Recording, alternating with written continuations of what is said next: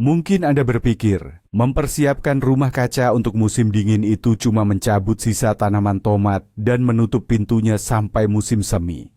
Oh, jangan salah. Padahal, kesalahan sepele ini bisa merenggut seluruh hasil panen Anda di tahun berikutnya. Hari ini, saya akan tunjukkan 3 langkah mudah untuk mengubah rumah kaca Anda yang tadinya jadi sarang masalah, menjadi rumah tumbuh ideal bagi tanaman-tanaman masa depan. Dan pastikan Anda menonton sampai akhir, karena saya akan membongkar rahasia penting yang jarang diungkap para pekebun berpengalaman. Sebuah rahasia yang akan menyelamatkan konstruksi Anda dari ancaman tak terduga di musim dingin. Mari kita bicara terus terang. Setelah musim tanam yang panjang, rumah kaca Anda bukan lagi sekadar ruangan kosong. Ia adalah ekosistem utuh, tempat sepanjang musim panas tidak hanya tersimpan kenangan indah panen, tapi juga spora jamur, larva hama, dan tanah yang lelah serta kekurangan nutrisi.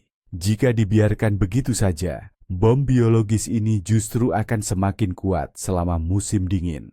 Dan saat musim semi tiba, alih-alih mendapatkan bibit yang sehat, Anda justru akan menghadapi ledakan penyakit. Maka dari itu, persiapan kita di musim gugur ini bukan sekadar bersih-bersih biasa, melainkan sanitasi, menyeluruh dan peletakan fondasi keberhasilan untuk musim tanam berikutnya.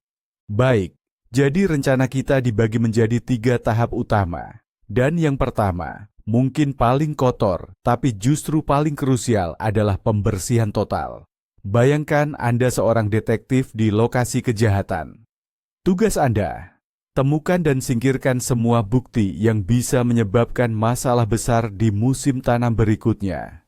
Nah, bukti pertama yang harus dibereskan adalah semua sisa-sisa tanaman.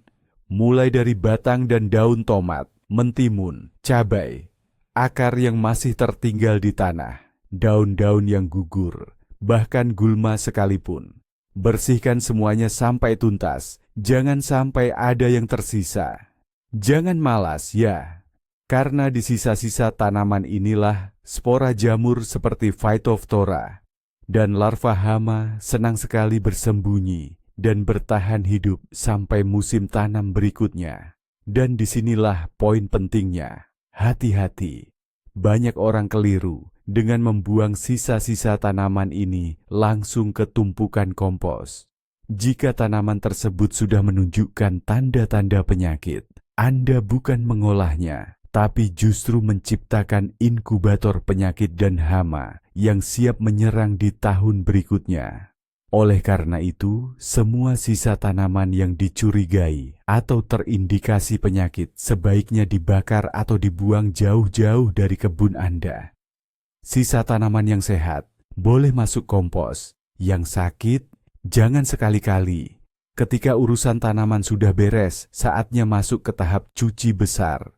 Siapkan seember air hangat, sabun cuci atau sabun khusus rumah kaca, sikat dengan gagang panjang. Lalu kita mulai bersihkan secara menyeluruh semua dinding, atap, sekat, dan pintu. Mulai dari bagian dalam, baru kemudian bagian luar. Tujuan kita adalah menghilangkan semua debu, kotoran, lumut hijau, dan sarang laba-laba. Polikarbonat atau kaca yang bersih itu bukan cuma soal keindahan saja. Nantinya, saat musim semi tiba, ini akan memberikan 20-30% lebih banyak sinar matahari berharga untuk tanaman muda Anda. Dan ini adalah kunci utama untuk mendapatkan bibit yang kuat dan sehat. Setelah rumah kaca kita bersih berkilauan, saatnya melancarkan serangan utama terhadap musuh tak kasat mata. Inilah desinfeksi. Kita punya beberapa pilihan. Yang paling umum adalah menggunakan larutan tembaga sulfat, besi sulfat, atau larutan bordo. Cukup campurkan sesuai petunjuk, lalu semprotkan secara merata dan melimpah ke seluruh permukaan, dari langit-langit hingga lantai. Ini adalah cara yang efektif dan terbukti ampuh untuk membasmi sebagian besar infeksi jamur. Namun, jika di musim sebelumnya banyak ditemukan hama dan penyakit, kita bisa menggunakan artileri berat, bom belerang, Tapi hati-hati, penggunaannya membutuhkan kewaspadaan ekstra. Tutup rapat semua pintu dan celah. Nyalakan bom belerang, lalu segera tinggalkan area. Rumah kaca harus tertutup rapat dan kedap udara selama 2 hingga 3 hari. Ingat, asap belerang sangat korosif dan bisa merusak bagian logam pada kerangka rumah kaca, terutama jika tidak dilapisi galvanis atau cat pelindung. Jadi, metode ini sebaiknya hanya digunakan untuk kasus yang sangat parah atau terabaikan. Metode apapun yang Anda pilih, berikan perhatian khusus pada area yang sulit dijangkau, yaitu sambungan polikarbonat, sudut-sudut, dan celah-celah pada fondasi. Di celah-celah tersembunyi inilah larva hama dan spora jamur senang bersembunyi atau membuat sarang musim dingin mereka. Tugas kita adalah memastikan tidak ada satupun dari mereka yang punya kesempatan bertahan. Setelah urusan kebersihan beres, mari kita melangkah ke tahap selanjutnya, yaitu merawat jantung dari rumah kaca kita, tanah. Selama 1 musim tanam, tanah ini sudah bekerja sangat keras, menguras habis semua nutrisinya. Kini ia lelah dan kekurangan.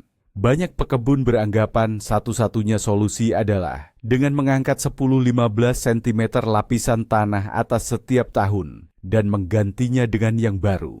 Namun, jujur saja, ini adalah pekerjaan yang luar biasa berat dan melelahkan, apalagi jika rumah kaca Anda berukuran besar. Untungnya, ada cara yang lebih mudah dan tidak kalah efektif. Tanah kita bisa dan perlu diobati serta diberi nutrisi. Kita mulai dengan menambahkan bahan organik. Taburkan secara merata dan tebal di bedengan, pupuk kandang yang sudah matang sempurna, kompos, atau gambut. Ini bukan sekadar pupuk, melainkan pesta musim dingin yang sesungguhnya bagi cacing tanah dan mikroorganisme baik. Mereka akan bekerja sepanjang musim dingin, memperbaiki struktur dan kesuburan tanah. Jika Anda ingin mengikuti cara para ahli, taburkan benih pupuk hijau, mustard, facelia, atau gandum hitam musim dingin. Mereka adalah dokter hijau sejati.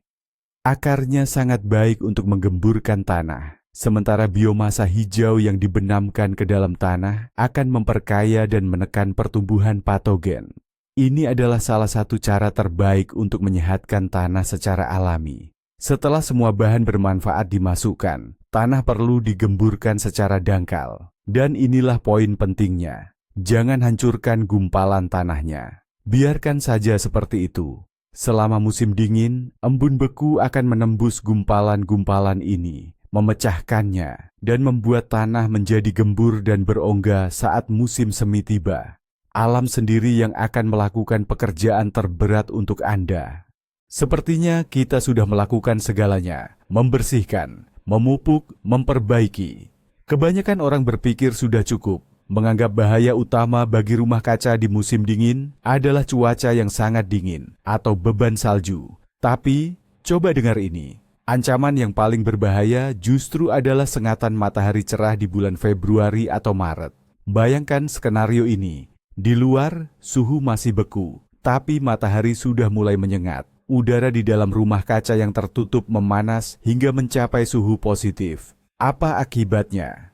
Spora jamur dan larva hama yang bersembunyi di tanah mulai terbangun. Mereka mengira musim semi sudah tiba.